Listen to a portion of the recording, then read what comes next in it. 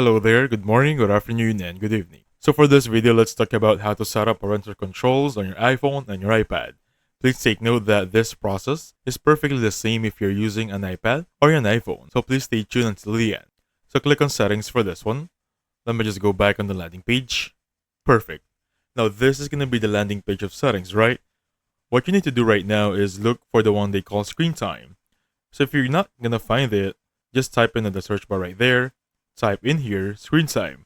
Make sure there is a space in between the two words, because it will not show up if there's no space. So click on screen time right there. In here, make sure you activate it, because by default, there is going to be an option here that says enable screen time. Just click on that one, set up a passcode, and you'll be good to go.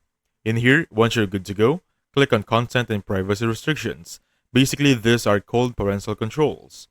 As you can see on my end, they're turned off. So if you want to enable this one, just type in your passcode, and now you have full access to anyone who has this iCloud, and you can now use it as changing their access. For example, if you want to remove access for contacts, calendars, reminders moving forward, iTunes App Store purchases, share my location, and so on and so forth.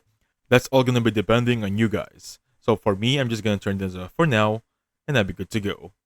And by the way guys, please hit the like button and subscribe. I'll catch you on the next one. Goodbye for now.